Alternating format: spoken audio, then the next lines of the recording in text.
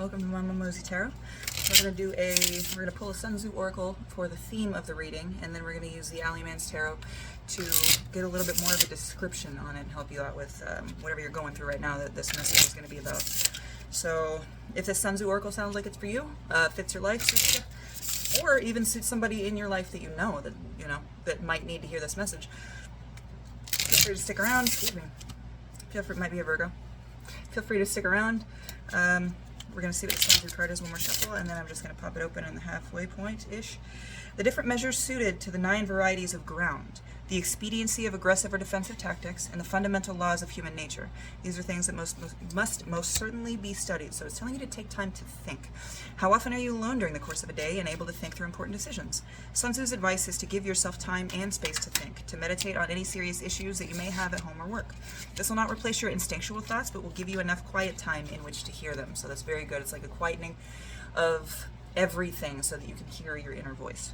But what we got out here first of all is Page of Cups in reverse, followed by the Joker. So there is a wild card element here, but this Page of Cups, the Page of Cups is usually indicative of a message, not a messenger, but a message. And Cups are the suit of emotion as well. So I don't know if you're cutting off feelings in a brand new situation, or you're just trying to cut off feelings. Hold on, I'm gonna check. Yeah, so I'll show you the book if you don't believe me, but the Page of Cups in reverse says that you are pushing all of these things down, possibly due to a wound in childhood. You're pushing all of the good qualities of the Page of Cups, kindness, sensitivity, all of that. You are pushing it down actively, trying to avoid being that. Now with this Joker, though, this is something that came in to affect your life. So I think that's what that's saying is that a wild card did come in and you've kind of shut yourself off. But you need to take time to think about that. The Relic. This is something that you need to let go. You cannot live holding on to this thing. It's a great, fantastic memory, but you can't live holding on to it. And you're using that to shut your emotions down because it's harder to live with your emotions day to day than it is to shut them down. And believe me, I know I used to love shutting my emotions off because it's very easy for some people. It's way more difficult to live with those emotions, to live with guilt, shame, embarrassment, anything that that's not comfortable to feel and you want to shut it down. Yeah, it's really, really easy to do that once you get good at it. The Sun, though, so there is joy in your life, and it's telling you take time to think. While you're taking time to think, you need to think about all the joyful things that you can appreciate in your life. And the Sun also does indicate a little bit of self-care, so take care of that too. Okay, Strength in the Moon, like you said. Strength. You are going to have to enact some strength here because this moon is going to teach you some lessons, but you have got to think about them. You have got to go back and examine what made you turn this Page of Cups upside down, what made you block off your sensitivity. You need to examine it. You need to go into detail why this happened, what this thing is that affected you, and you need to relegate it strictly to the past. It is the past. It's not happening to you anymore. It has happened, but you're strong as fuck. You got out of it. You got through it. Why would you put your head there anymore? The Sun, okay? The happiness. You got through it. That's the most joyful thing of all. It sucks that you had to experience it, but look how much you fucking learned. Number one, how strong you are, okay? You're not being taught these lessons out of cruelty. You're not being taught these lessons because something in the universe likes to see you hurt. These lessons are being taught out of kindness. The Moon card is trying to teach you secrets. Okay, but if you allow yourself to be drawn off to one specific moonbeam and chase that one until the sun comes up, you're a little fucked and it's gonna hurt. But you learned that lesson, didn't you? She didn't do that on purpose just to distract you and make sure you didn't get what you wanted. It was to teach you a lesson. It's the harshness of a mother is the moon sometimes. And you did learn that lesson. You did see how strong you are and you're out of it now, but you're taking a weak path again, trying to tell yourself you don't feel these things. You're not this, you're not sweet, you're not kind, you're not in touch, you're not emotional. You're doing yourself a disservice most of all. We've got, this is the Sun Sigil. I have to look this one up. You've got 2 suns in this reading though. Oh my God. Hold on. So this alpaca sun is telling you to sit and enjoy the happiness that is around you. Once you do that, you will notice your strength. You will be able to follow the lessons of the moon in a manner that isn't just flitting about to the next shiny thing with a direction. The sun sigil is telling you to find a direction, but more importantly, on top of that, find a direction to make your own joy. Okay, you have joy in your life right now, but you need to see your strength as a source of joy.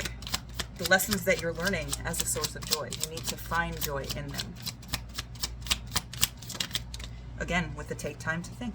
And you've got the Knight of Rings. Now this does indicate a person coming in. This is a very slow moving, steady person, but while they are steady and slow, they are also steadfast. So once this person comes into your life, they are going to stay. This is a person that you can learn from, that you can get advice from. And they will be there to help mold a part of your life.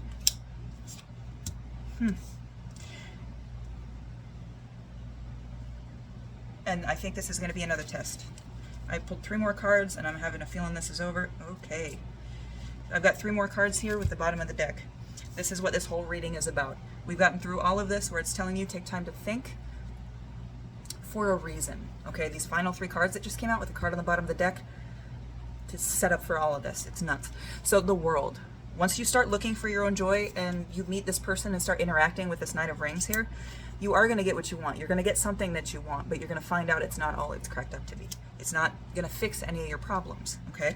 You have to make sure before you get what you want, you are not becoming this emperor who is so right all of the time that nobody else could ever be right, who would rather cast himself in gold than change his opinion, okay?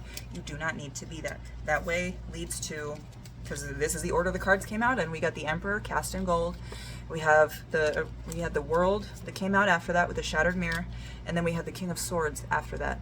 And this King of Swords indicates a sort of malaise, like a fuck it, whatever kind of attitude. I think if you are not careful with this Knight of Rings, this is another test. This is somebody who could pull you down into a different direction, a different pathway that you don't want to go down, okay? You might need to help this person. You might... what it's looking like is this person has certain things that they need to teach you, but if you dive too deeply into those lessons, you will become this. It's just another kind of, not dead end, but it's like a cave you're going to have to dig through if you end up that way. You're going to have to dig through, you're going to have to go all the way back out. Now don't be afraid, because this King of Swords, along with the Sun Tzu card at the very beginning, tells you take time to think. Take time to think. If you need to be on your own to do it, that's fine. If you need to sit down and literally write it out on like a type of balance sheet, take time to think. Do not just make snap decisions like that. Don't meet this person and be like, we're besties, you're my sister, whatever. Don't do that. Take time to think. Process everything in your head for you. Okay? If you can do that, I think you'll be able to prevent this misery coming up here. This stuck in the same type of energy. I didn't want this. This isn't what I wanted. This isn't what I wanted to turn out to be. Right here, you see how that sword is tilted and he's just kind of looking away? It's because he's tired of holding the sword and the responsibility that comes with it. He got what he wanted and it wasn't what he thought. Okay? To avoid that, to make sure you are taking time to think. Take time to think. Appreciate the joy around you. Realize how strong you are. And follow a path to your own joy, not the joy of somebody else. Follow the path to your own joy. Okay? You got this. You're fucking strong enough. Love you.